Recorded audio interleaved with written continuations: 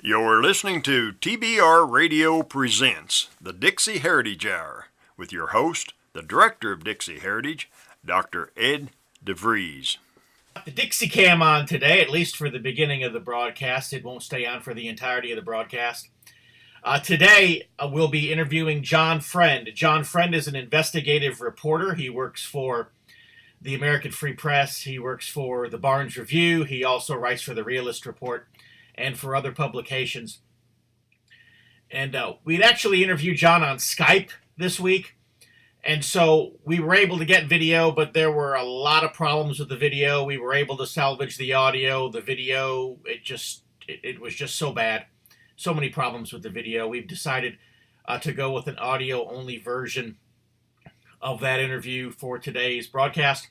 But the reason I've cranked up the Dixie Cam for the introduction is because I want to show you our new golden microphone. This is the Dixie Heritage golden microphone, or the golden Dixie Heritage microphone. Those of you who are Rush Limbaugh listeners, you know that Rush is always talking about the golden EIB microphone. And so I decided to shoot an email out to Rush and ask him, I said, just where do I get a golden Dixie Heritage microphone? The answer, eBay. They're $16.48. And this was shipped in from South Carolina. And it's a beautiful microphone, is it not? And it's got a little tripod here. It's a professional quality microphone. Let me just say I love this thing. You may have noticed in some of our other Dixie Cam presentations, some of our other video interviews, that there was a off-syncing of the audio and the video. That had to do with the microphone I was using. If I used the computer's built-in microphone, I obviously had a problem. The audio and video would be in sync, but the audio was horrible. It just picked up too much background noise. It was too hard to cut it out. If I used an external microphone plugged into the USB port, I got good audio quality, but the audio and the video just was not in sync. With this microphone, the audio and the video appear to be in sync, at least in our tests. We'll find out if that's the case when we put this up there. But in the test we've done before the broadcast, it seemed to be in sync. It seemed to be really nice. And so it might just have to do with the quality of the microphone. Apparently the $11 microphone from Best Buy just wasn't going to cut the mustard. But this microphone here from eBay seems to be doing the trick.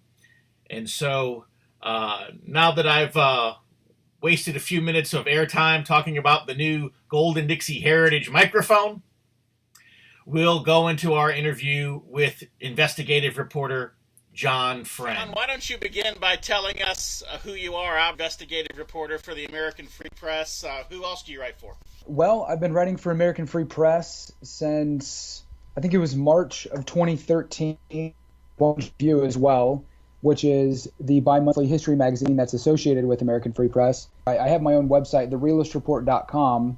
Got a number of sections, including a section where I post all of my own podcasts. I host a podcast program called The Realist Report, and there's a section with all of my podcasts that I conduct. And then I also have a number of sections featuring some blog posts, featuring some of my articles for American Free Press. There's also a video section and some other sections with, a book review section, for example, and some other sections. So, of course, I write for American Free Press and the Barnes Review.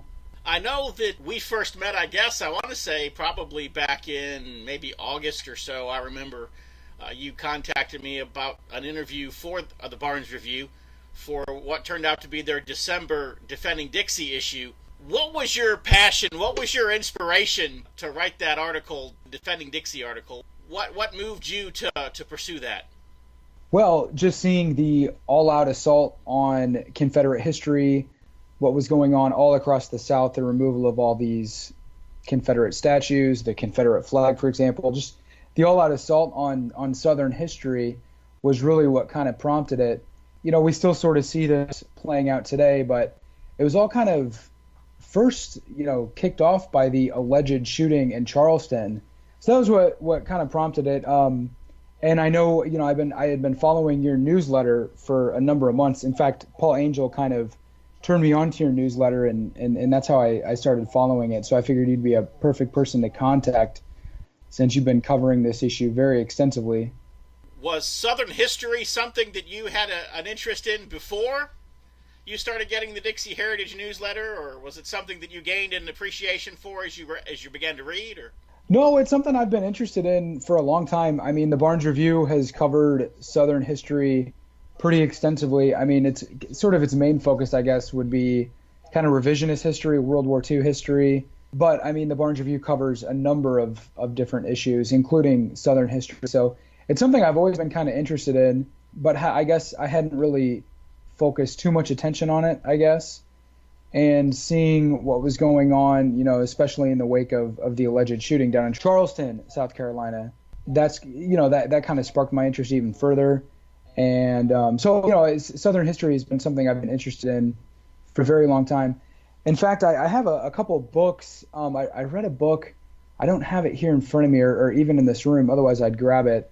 But it was and I'm trying to think of the name of it, but it was basically a history of the Civil War presented from a Southern perspective. And it was very interesting, very fascinating. So I've kind of always been sympathetic towards that perspective, because we always, of course, we get like a very one-sided view of the Civil War. So, you know, it was something I've always been interested in, and knowing how we've been lied to about so many subjects, right, when it, you know, so many historical subjects, it only makes sense that, of course, we're being lied to about, you know, when it comes to the Civil War and authentic Southern history. So it's been something I've always been interested in, I guess. Well, I know you live in California now. Have you always lived in California, or are you from somewhere else? No, I grew up in Omaha, Nebraska, and I moved to California in 2009. It would have been the summer of 2009. Okay. And I lived in, so I've been in Southern California for 9 years now. So then we can chalk you up to as being an addition to the list of Yankee converts. Yes. Yeah. Okay. Yeah. No, I wouldn't consider. No, I'm not a Southerner. I mean, I grew up in Nebraska, so I still have a lot of sympathy and loyalty to the state of Nebraska. But you know, I've been in California for 9 years, so I kind of feel like they're sort of both my homes now, I guess. Okay. I don't know if I'm going to stay in California my entire life, but it's kind of a crazy place to be. I mean, there's a lot of good things. There's also a lot of bad things. I mean, it's a great place to live as far as the weather's concerned, scenery. There's lots to do, lots to see, but it's very expensive, and there's a number of problems. It's very overcrowded. It's dirty a lot of places. There's tons of immigrants everywhere, and just people from all over the world, really.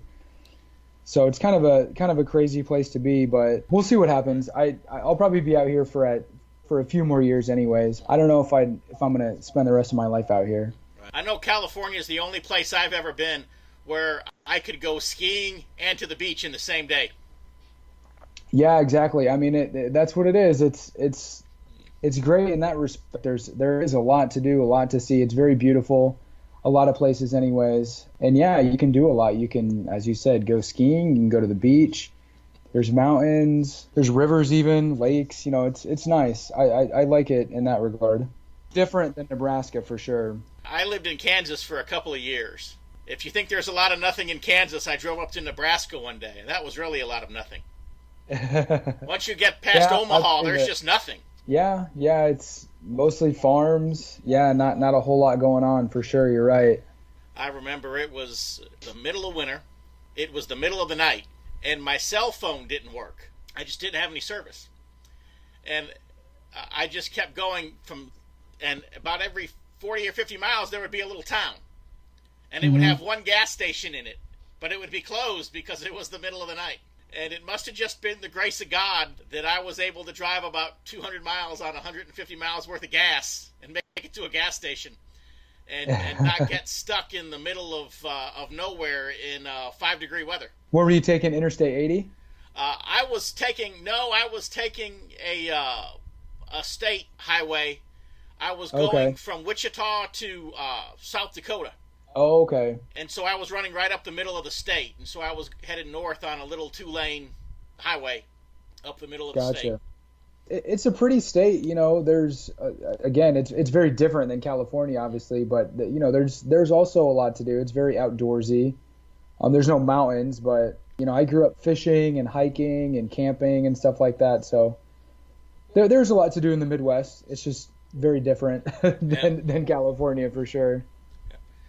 So was it your work that took you to California then? Yeah. I moved out here for a job. Yep. Right after I graduated college. Not right after, but shortly after anyways. And then I've pretty much just been here ever since.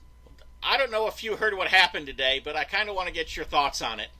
It's not really on topic, but it's of interest. And so I'm curious, did you hear that Hope Hicks resigned today? Yeah, I saw that. For a lot of the political, I follow The Hill, and I'll get their email notifications of all their stories and whatnot. And yeah, I saw that in The Hill that Hope Hicks had resigned, and she was spokeswoman, I believe, for Trump, and she worked on his campaign as well. So she's been running the daily press briefings, and actually she's done a pretty good job of keeping the news media in check and toned down. I don't know who's going to do that for Trump now. Was it toward the end of the week, she was drug in front of the Mueller tribunal. Right. And most of the questions that she was asked, she simply refused to answer. And her attorneys basically let Mueller know that she was under instruction from the president not to answer questions. She really didn't have any involvement in anything.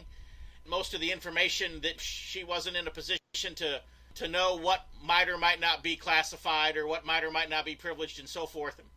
And so the president had just told her to just consider everything privileged and not to answer any questions. And so I'm going to guess that they leaned on her, and maybe that was the deal that they cut with her, that they wouldn't pursue prosecution of her if she would just quit her job. That's my guess. That's not the official story, but that's my guess as to how it played out. Right. That makes sense. And of course, this was even before my time. I'm 45 years old. And so when this was happening, I was 1, 2, 3 years old. And you're a little younger than I am, so this is before your time, but I know you're a student of history. They're doing to Trump what they did to Richard Nixon. Mm-hmm. One by one, they're taking out everybody around him. They're taking out the Joint Chiefs of Staff. They're taking out the cabinet members. They're taking out the senior staff. I don't know how many chiefs of staff Richard Nixon went through. Richard Nixon went through, I believe it was 4 vice presidents during the 7 years that he was in the White House.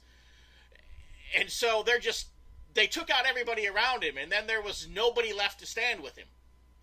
And then he finally resigned. It took him 6 years to get to that point, but that was what they did to Nixon. And I think that's what they're doing to Trump. I think, they took Michael Flynn out, they took Sean Spicer out.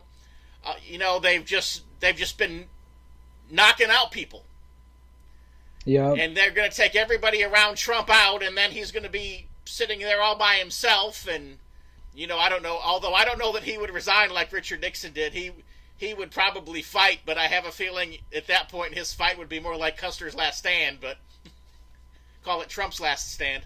Yeah, no, there's no doubt. I mean, I sort of jumped on the Trump train early on, really just because he was so different than any other politician I had really ever seen. At least in my lifetime, he's saying a lot of good things, especially when it came to immigration.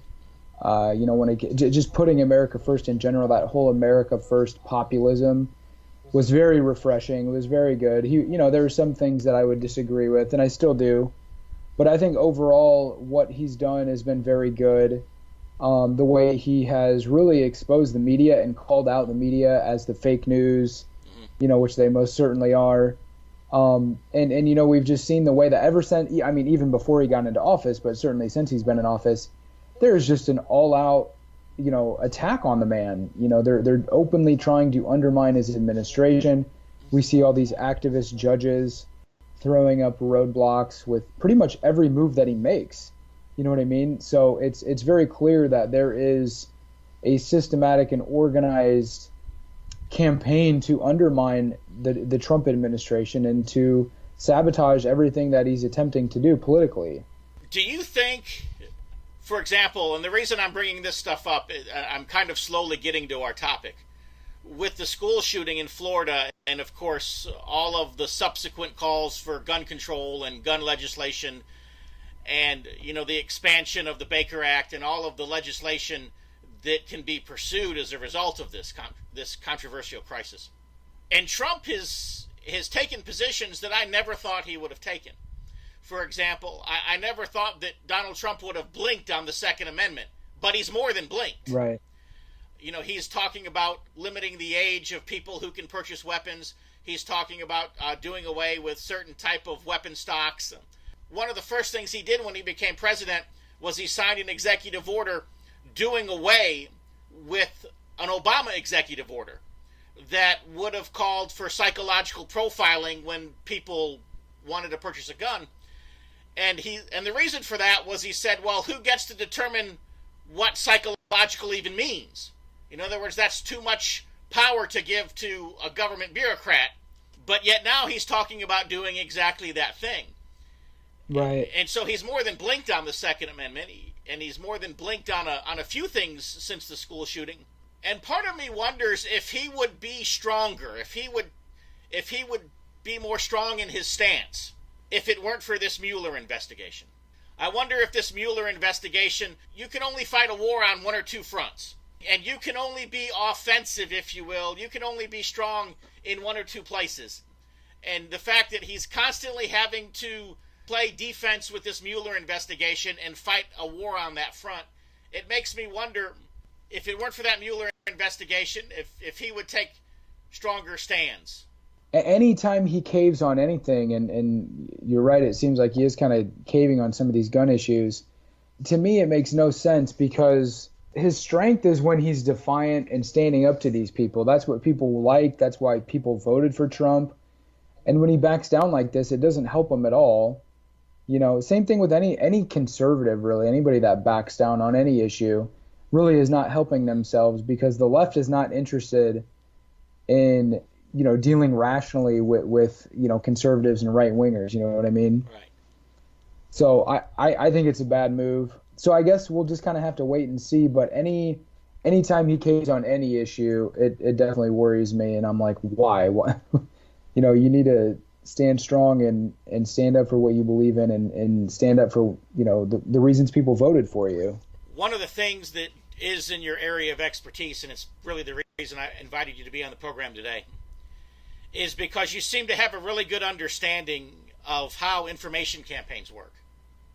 Mm-hmm. And so one of the things that happens, obviously, when you have a situation like the school shooting at Parkland, it also happened with the school shooting up in Connecticut. It happened with 9/11.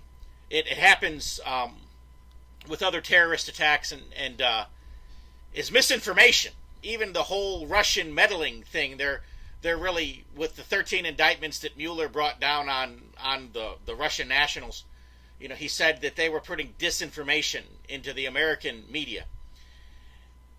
And so sometimes the media just gets it wrong because they have a leftist agenda and they're pursuing it. And so everything has to fit into their box. I know Paul Angel and I were talking the other day, and that's what he was saying, that there are many in the media that they are doing everything that they can to make this Parkland shooter into a neo-Confederate, neo-Nazi, white-hating racist. And the bottom line is the kid just doesn't fit that profile, and they're twisting him like a pretzel to try to get him into it, even though it's just not there. And so sometimes the disinformation is just the media following its agenda. But a lot of times the media doesn't get it right because there are only God knows how many sources intentionally polluting the stream with misinformation. So kind of explain how the misinformation campaign works and how that ends up getting into a story like this. The case with, right off the bat, I think this happened, this most recent shooting happened, I think it was on Valentine's Day, if I'm not mistaken. Yes. Which I think was a Wednesday. Yeah, it was a Wednesday. The very next day, the ADL and the SPLC had put out press releases saying that the alleged shooter was tied in with an organization called the Republic of Florida, I think it's called. And I tried calling these guys up. They had a website. They still do have their website up. And it's got like a a 24-hour hotline they say that you can call. And I was calling them and calling them and calling them, trying to, because apparently the ADL did talk to a representative of this organization, and he kind of went along with it and later backtracked on it. And the whole story turned out to be totally fake, that this alleged shooter was hooked up with this Republic of Florida, which is kind of like a white nationalist, separatist type organization that's working to establish some sort of like white ethno-state in Florida, from what I understand. And I don't really know a whole lot about the organization. They could be entirely legitimate. I really don't know. I did try contacting them, and I was going to try to interview them and get their take. How did this come about? How did this idea get out there? This narrative get out there? And it certainly did, and it was repeated all throughout the media, all day, Thursday and even Friday, until they started backtracking it. And most people aren't following the news that closely, so they see that headline, and they immediately have that association. Oh, this shooter was tied in with this quote-unquote neo-Nazi white nationalist group or whatever. And later it turns out that that's not even true. But people don't hear the retraction and the clarification of what actually happened. So I think that's a big thing, is just getting the narrative out there right from the get-go. And that's certainly what they try to do. And we also see this with a lot of the survivors of the shooting, right? A lot of these students, they're out there on CNN, and they all have the same talking points. And see, that's the thing that always strikes me when these major high-profile events happen. And this one in particular was very obvious to me, because the next day, Thursday, Friday night, I was watching just CNN. I went on CNN's official YouTube channel, and it was just watching their coverage and their interviews with these alleged shooting survivors, and it was just totally unbelievable. These people are up there, and they clearly have these scripted talking points. In a lot of the videos, these students are saying that they thought it was a drill, and they were told that there was going to be people playing like they were dead, and there was going to be people playing like they were sheriffs running in and stuff like that. So they were even saying this in the interview, how they thought it was a drill. And then all of a sudden they realized it wasn't a drill. At least that's what they said. So it's very bizarre. I don't know exactly how they do it, but it's very clear that a lot of these students that are, have these high profiles in the media now. There's a guy, one of them is Dave Hogg, I think is his name. And there's another young Mexican female, Emma Gonzalez, I think is her name. These are the people that you see in the media. They're on CNN. They're on all the major news outlets.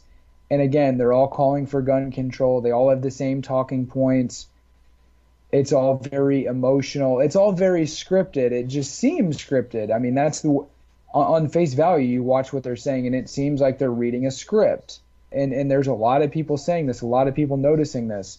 In fact, a spokesman for some Florida representative even told the media that, yeah, these people are actors, and he got in trouble and he ended up getting fired from his job. But so, to me, a lot of people are starting to recognize this because it's so obvious.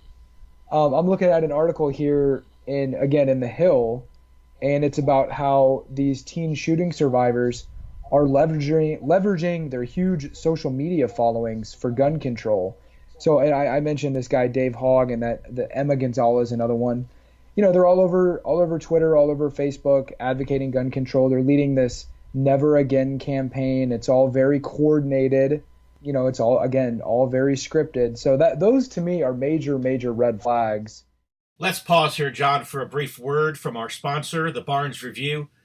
And after this brief word from the Barnes Review, we'll get back and we'll dig a little deeper into this subject. If you love listening to the Dixie Heritage Hour, then I know that you'll love reading the Barnes Review. The Barnes Review is one of my favorite magazines. I began reading the Barnes Review long before they became a sponsor here on the program. In the Barnes Review, you will read vignettes of man, from the prehistoric to the very recent, from forgotten races and civilizations to first-person accounts of World War II and the late Cold War. There's just not a more interesting magazine published today, nor a more significant and important subject than real history. So if you'll visit www.barnesreview.org, That's www.barnesreview.org. You can find out how you too can become a subscriber to the Barnes Review. You can subscribe to receive the Barnes Review by mail, or you can subscribe to receive the Barnes Review electronically in PDF editions. Or you can subscribe to receive both. That's what I do. So visit www.barnesreview.org and subscribe to the Barnes Review. I want to be clear here. I'm not saying that the shooting was a hoax and that these people are crisis actors or anything like that. All I'm saying is that their stories don't add up. If you just go and watch some of these videos on CNN, again, from CNN's official YouTube channel, and these were broadcast on national television, if you just listen to these people and ask yourself, does what they're saying even make sense? It really doesn't. I mean, I wish I had more time to where I could go through and like play the video and stop it and comment on it and kind of break it down, you know what I mean? Because you easily could. And it's so obvious that they have an agenda. They certainly have a narrative that they're promoting. And to me, these are huge red flags in how these operations work. So do you think that CNN is literally finding the people who will read their script? Or do you think that they just, if you ask somebody enough leading questions and then edit out 20 minutes worth of stuff, you can get 30 seconds, 45 seconds of dribble that sounds like what you want it to sound like? What do you think's happening? You know, that's a good question. To me, it seems like a little bit of both. What we're being shown on television, the narratives that these survivors are telling, the narratives that the media is promoting. Same thing with the Sandy Hook shooting. It was the same exact thing. And this thing reminds me exactly of Sandy Hook. I mean, and then they had the CNN town hall discussion where a lot of these people were up there confronting the NRA and confronting Marco Rubio. Right. You know, it's so scripted. And it was the same thing with Sandy Hook. And Marco Rubio, let me just say it, he folded like a tent from Walmart. Did you watch the whole thing? No, I didn't. Unfortunately, you know, I could only stomach so many minutes of it. The clips that I watched of it, I actually didn't. I mean, they were in an impossible situation as it was, being in this town hall with CNN, a very hostile and dishonest news outlet. And of course, the whole audience practically was against them, right? They were all, you know, demanding gun control and really demonizing the NRA as if the NRA, like, controls our government. For God's sake, it's ridiculous. So it was very, you know, just a very difficult environment to operate in. But I actually didn't think they did that bad. I wasn't too critical of Rubio and also the other NRA spokeslady, Dana, I can't remember her last name, starts with an L, I think. I think they actually handled themselves fairly well given the circumstances and given the environment that they were operating in. But it's just, I mean, in the aftermath of these things, it's just total hysteria. It's all emotions. Everyone is just very emotional, and the narratives that the media is telling, the narratives that these alleged survivors are putting out are very traumatizing and very emotional and very, you know, they target your emotions, and they're trying to manipulate you on an emotional level to promote a political agenda. Do you think that the news media outlets have the stories written in advance of the tragedies, and then it's fill in the blanks, whatever it is that they want to push? In other words, they're waiting for the next school shooting, they're waiting for the next terrorist attack, they're waiting for the next airplane to be hijacked, and when it happens, they just fill in the appropriate blanks in the pre-written story. Now they're ready to push whatever button it is that they need to push. Yeah, I mean, it certainly seems like that. Again, I don't know exactly how they go about doing these things, and you know, all the details, but that is what it seems like. I mean, they definitely have an agenda right when these events happen, right in the aftermath. I mean, just think about what the students were saying, the ones that were on television, and not only the students, a lot of the pundits that were on CNN and all these other, you know, mainstream outlets. There's a narrative, there's talking points that are formulated. To me, it would almost have to be, you know, even before the event happened. You know what I mean? They have these narratives, they have these talking points that they're ready to roll out right in the aftermath. Well, I think I know what happened down in South Florida. Now, that said, I'm not going to say what I think happened, because even though I think I know what happened, or I could perhaps approximate it, I couldn't prove my theory to be correct, so I'm not even going to postulate it. I'm sure you probably have a theory, and I'm not going to ask you to postulate your theory either. But I know that all I have to do is get on Google, and there are a couple hundred active theories floating around the internet right now. Mm-hmm. And of course, it's been, and it's only been a short period of time. It's only been a few days. Whereas, with the Sandy Hook shooting, that happened several years ago. There are a few hundred different theories of what happened there as well. But, those theories seem to have taken at least months and years to be formulated. With this shooting, there are hundreds of ideas floating around out there. September 11th, again, there are so many different theories of what happened on September 11th. The Kennedy assassination, there are so many thousands of different theories as to what happened with the Kennedy assassination. You would think that you would have one event, you would have, one set of documentation, be it law enforcement reports or any video that may have been shot, or, you only have so many eyewitnesses, you only have so many victims. In other words, there are only so many facts to work with. So how in the world does so many theories and so many versions of the story get circulated in such a short period of time? And how do you weed through hundreds of versions of the story and even try to determine which one may or may not be the real deal?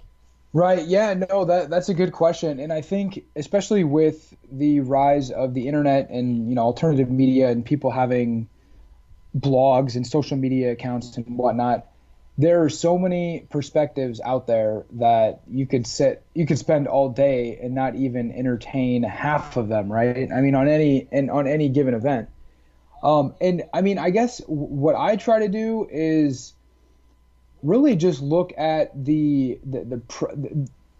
most relevant data relating to a case. I mean, and when it comes to these high profile events, what is the evidence being presented to demonstrate that this actually happened? Really, all it is eyewitness testimony, largely anyways.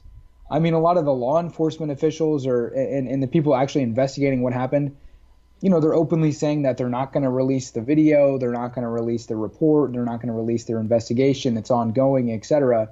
So really the main thing we have to go off of is the eyewitness testimony. That's really the main source of information. And if you just investigate that alone, again, I was mentioning all of these CNN videos that we were watching right in the aftermath.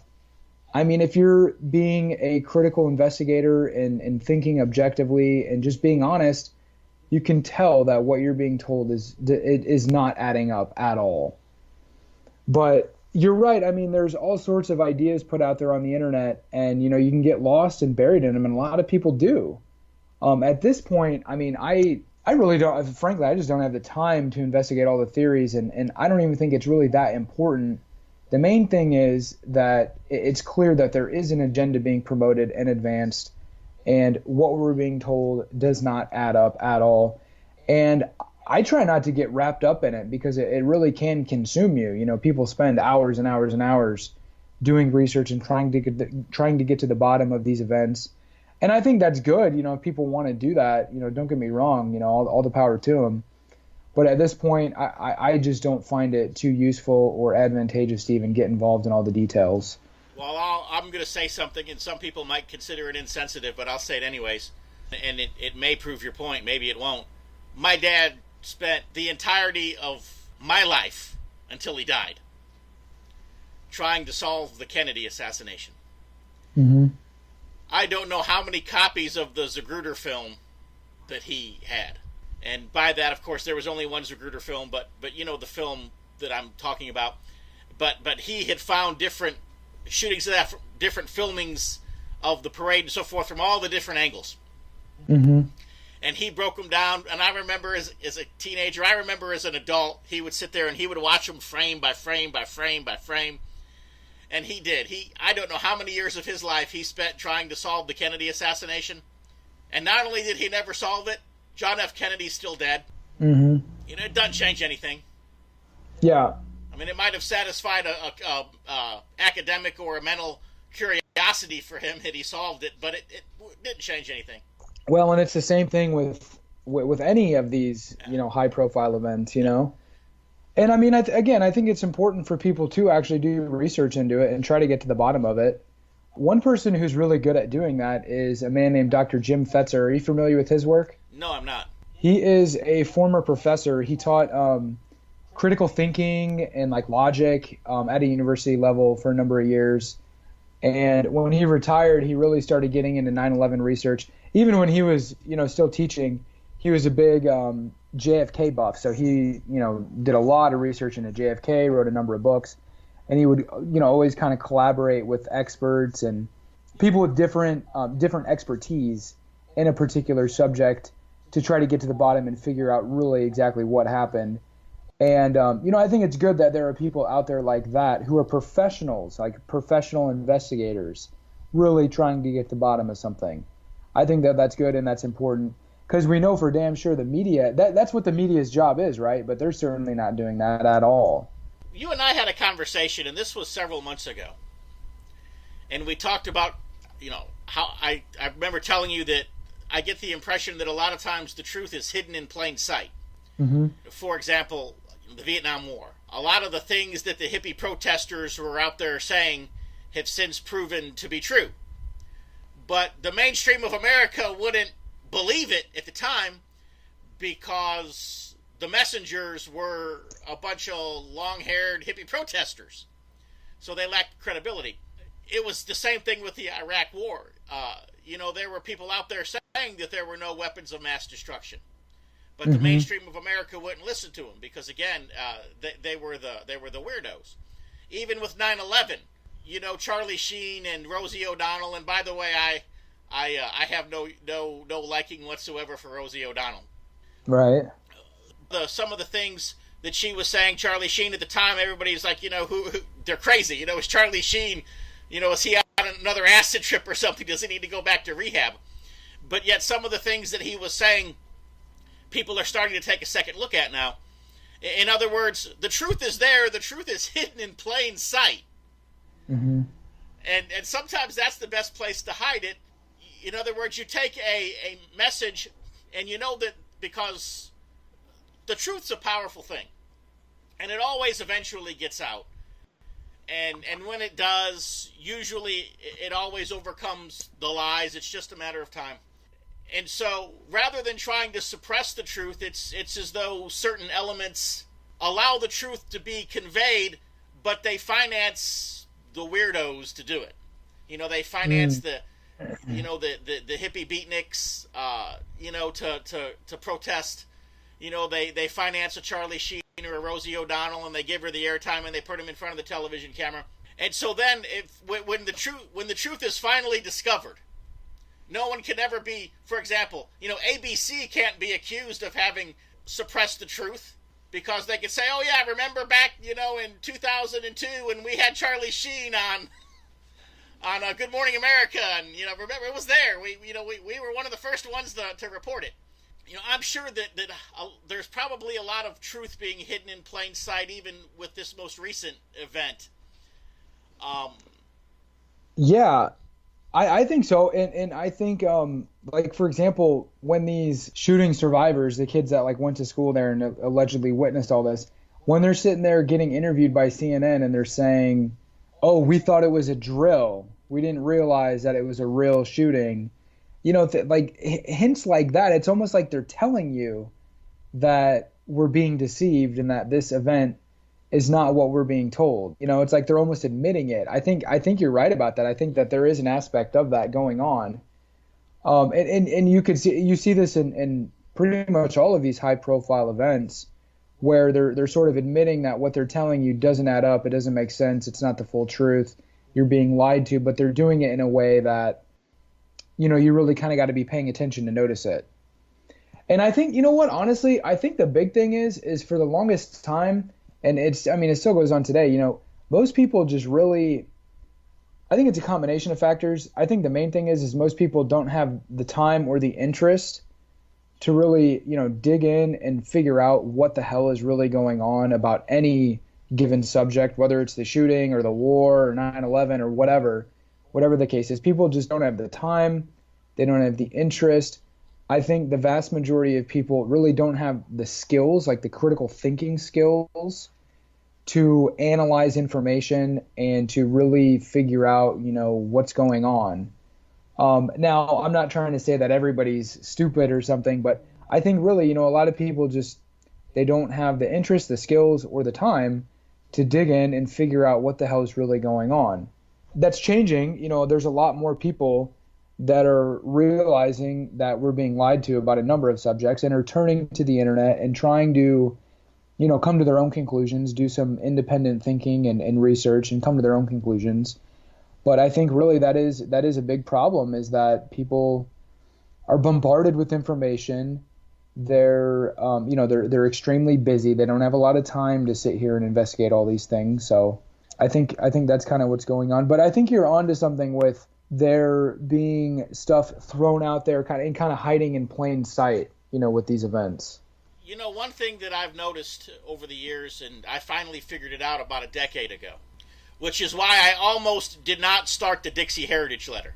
Because back in 1997, I started a e-zine, and it built up, and we had about 35,000 subscribers when I sold it.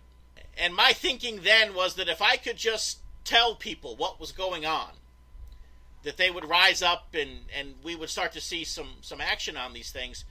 And, we the people would begin to call the powers that be on certain things. Well, what I did manage to do was I did manage to make 35,000 people mad every week. I told them what was going on, and they got good and mad about it, but, we didn't exactly storm the gates of Congress, even with phone calls. Mm-hmm. In other words, nothing changed. I could never convert that frustration that people got when they were educated into action. And that's even the same with the Dixie Heritage Letter now. I think I managed to get about 10,000 people a week stirred up and mad. Mm-hmm. They see a problem. But even when we try to give them direction as to how to go about doing something to fix it, I don't know that they always do. And so it's the same thing, I think, and you probably noticed that in your work as a reporter, as a journalist as well. I'm sure, you write and you're trying to get the truth out there so that people can know it. I don't know if I really have a question here or if we're just going to share each other's pain for a minute. No, I know, I hear you. I mean, that was kind of really, like, my main thing when I first was kind of getting involved in all of this, I had started researching 9/11, and I wanted to share this information with people. I wanted to wake people up, to tell people the truth and, do something about it. And I quickly realized that it's not as easy as it seems. You can't just wake people up and expect them to start mobilizing and doing all these things. It doesn't work like that. It's a very complicated, complex situation.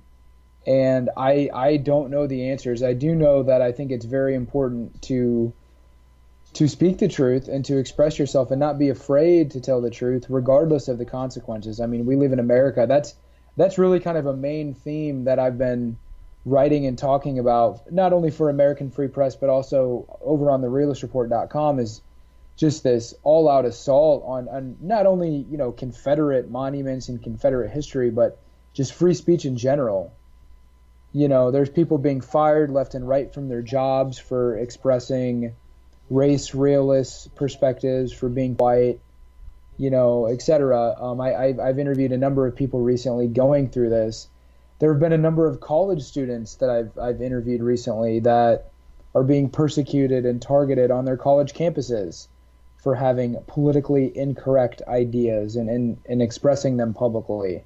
So this is an issue that I think is very important. I don't know what the answer is. It really is.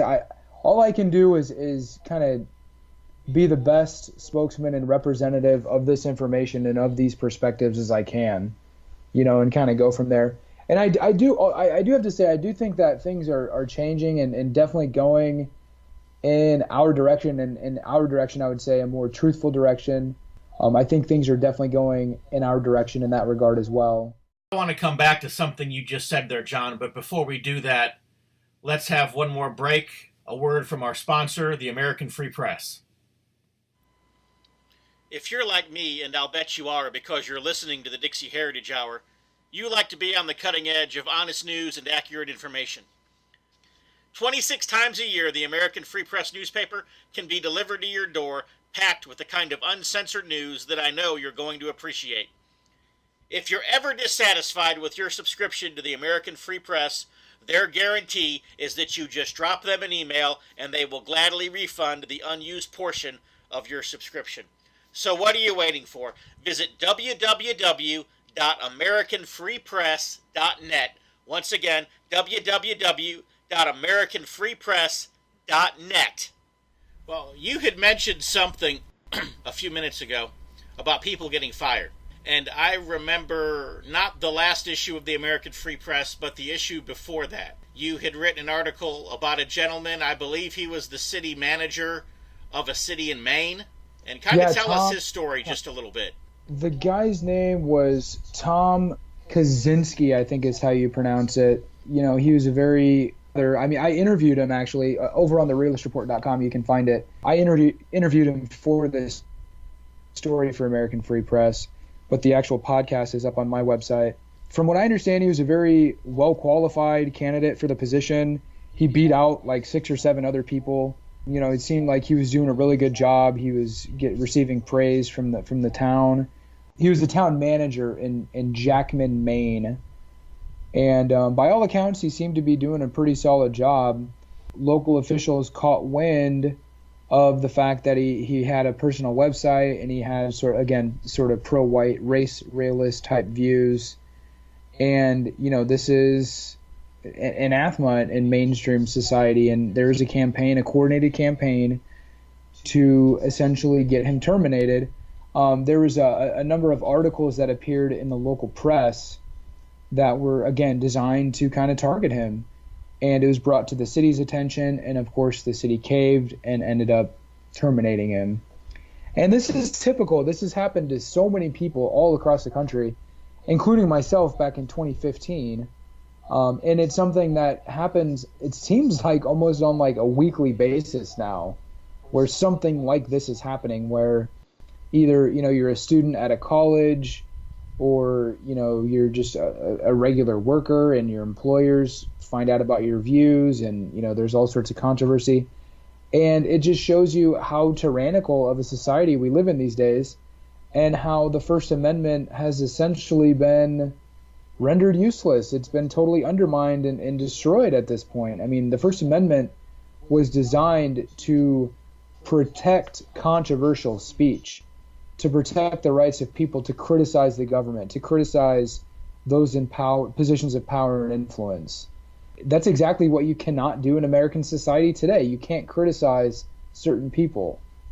You can't hold certain political and racial and historical perspectives without there being very serious consequences. And that to me is wrong. That to me is a total affront to everything that this country was founded upon.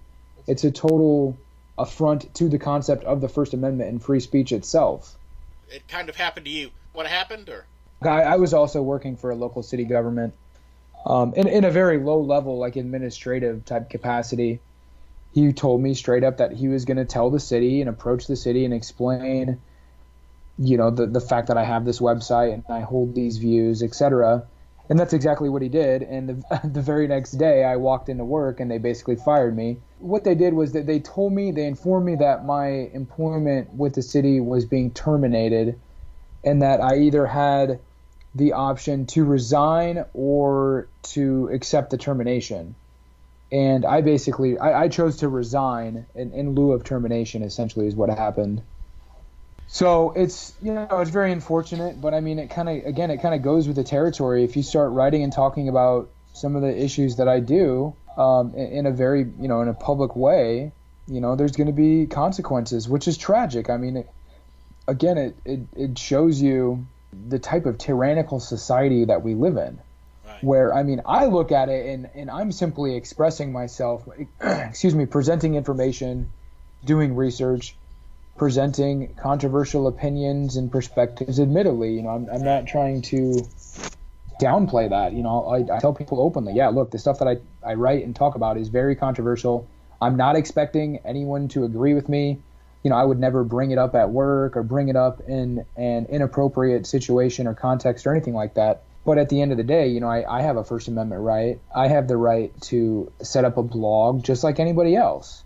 I have the right to express myself and to do research and to use my own brain and to consider information and consider perspectives. I mean, that's really what we're doing, and there's nothing wrong with that. In fact, I wish more people would use their brain to start thinking about some of these things, and that's really what it's all about. And the fact that you really can't do that in America is a total tragedy. I mean, you can do it. It's not like we're getting arrested and locked up like some people over in Europe. I mean, if you question the official Holocaust narrative over in Europe, for example, you can get thrown in prison.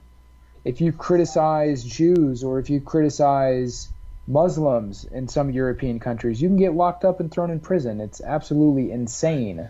Well, if you criticize sodomites in Canada, you can get thrown in prison now.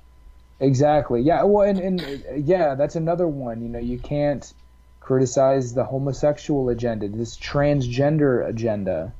Just basically being politically incorrect in general is going to come with some consequences, which is very sad, and it demonstrates the soft tyranny ruling over the United States. As an investigative journalist, we kind of discussed the process that the media is taking, but as an investigative journalist, whether it be the school shooting, whether it be an incident like 9/11, if it be a terrorist attack, what should the process be? In other words, what process would you use? What process should you use to get to the heart of a matter and to find the truth and to tell the story? In other words, tell us how to do it right. We know how the media is doing it wrong, but tell us how to do it right. I mean, I try to be as objective as possible.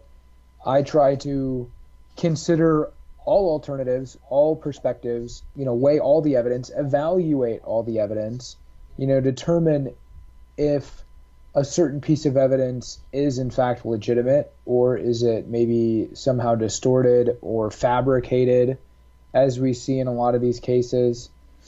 So it definitely does take some work, but I think that's really what it's all about, is using logic, using critical thinking, using the trivium to analyze information, to analyze evidence, to analyze different perspectives and viewpoints. So that's certainly what I try to do, and not jump to conclusions right away, not run with a certain sort of pre-planned narrative like we see what the media does. I mean, the media is not at all, generally speaking anyways, the media is not at all interested in investigative reporting. It's simply, it's clear, it has an agenda, it has a narrative that it runs with every single time. That's really what it's all about, is using logic and critical thinking to evaluate information and coming to your own conclusions. I'm going to ask you a speculative question. The Second Amendment, for example, has stood for a couple hundred years. But we see, as you've talked about for the last several minutes, cracks in the First Amendment. Do you think that the Second Amendment will withstand this most recent event, or do you think that we finally come to the place where the cracks are going to start widening in the Second Amendment, just as they have been in the First? I think that we will be fine, and the Second Amendment will remain intact. At least that's my hunch. Of course, I could be totally wrong, but that's kind of my hunch. I think that for example, the NRA, of course, they're being targeted now, especially in the aftermath of the shooting. But I think the NRA has taken a very righteous stance on all of this. Did you listen to? I actually just listened to it last night, the entire speech. Wayne LaPierre, the executive vice president of the NRA, he spoke at a CPAC. I heard bits recently. and pieces of it, but I didn't. It was a very good speech, and of course, the radical left are freaking out because he called out specific individuals by name. For example, he called out George Soros and a number of other left-wingers who, are very adamant about destroying the Second Amendment. I don't think it's going to happen. I really don't think it's going to happen. There's always this hysteria, this emotionalism in the aftermath of these high-profile events, but it blows over and life goes on. So that's my take. Although again, I could be totally wrong, but I think it's something that's too ingrained in American culture at this point. And there are admittedly powerful organizations like the NRA out there fighting for these rights. So I think the Second Amendment will be fine in America. But of course, again, I could be wrong. What's your take? What do you think? I definitely think that Second Amendment is going to come under attack. It always does in situations like this. It does, always does, yeah. Mm-hmm. And again, I don't think that the Second Amendment will fall because of this, but I am concerned that either this event or the next one will be what shall we say, the big dent in the wall. It might be the beginning of the first crack, and you know how cracks have a tendency to widen. Yeah, well, that's certainly what they're pushing, no doubt about that. And it's going to be a constant political struggle. So we definitely got our work cut out for us for sure. Well, one thing that I've noticed, I'm feeling optimistic about everything. One thing that I've noticed, be it Confederate heritage or any of a number of issues on the right, but I'll use Confederate heritage as my illustration, that what happens is that there is a group that, for example, in Carroll County, Maryland, there was a push to have the Confederate flag banned and Confederate-themed clothing and different things removed from the school system. And there was also a push to have some monuments removed there in the county and so forth. And so there was a school board meeting coming up. There was a county commissioners meeting coming up. I just happened to be there at the time. And I said, you know what, I'm going to go and I'm going to do some lobbying. So I spoke to officials in Carroll County, school board members, county commissioners, and left those meetings with the full assurance that they weren't going to entertain these things. And of course, could get several people that would show up to the meeting, Sons of Confederate Veterans members and, ladies from the United Daughters of the Confederacy, just people who live in the community. And they were able to show up, and they were able to voice their opinions. They were heard. Of course, the commissioners, the school board members, they basically said what we knew they were going to say, which was that they weren't even going to entertain these proposals. So the good guys go home and declare victory. And next month, there's another meeting. And the good guys are home watching college basketball or watching their favorite sitcom or, doing whatever they would do on a Thursday night because the battle's over. They won it last month. Well, guess what? The other side showed back up again with the exact same proposal. What we don't realize on the right is we think that we speak to something and when we win, we think it's won. But the left will just come back next week. And the next week, and the next week, and the next week, or the next month, and the next month, and the next month, and the next year, and the next year, and the next year, and they'll just keep bringing it up until they finally get their way. Yeah. It's never over for them. Yes, they're fanatical. I mean, they're fanatical activists, and we have to be equally as fanatical and determined as they are. And I think that's something that conservatives certainly, but even right-wingers have kind of lacked. Although I think that's changing. I think there's more and more of us realizing that this really is not only a life or death struggle, but something that we need to. It's a battle that we're constantly engaged in with every single breath we take. I'm going to go ahead and cut it off there because we only have about 50 minutes left in this week's TBR Radio Presents the Dixie Heritage Hour. I'd like to thank you for listening. Hope you enjoyed our discussion with our friend, John Friend, investigative reporter for the American Free Press, the Realist Report, the Barnes Review, and other publications. Go to our website, www.dixieheritage.net. Click to receive a free copy of the book. Shoot us an email. let us know who you are and that you're listening to TBR Radio Presents the Dixie Heritage Hour. Go to the Barnes Review website. Check out the Barnes Review as well. Until next week, thank you once again for being one of our supporters and one of our listeners. God bless.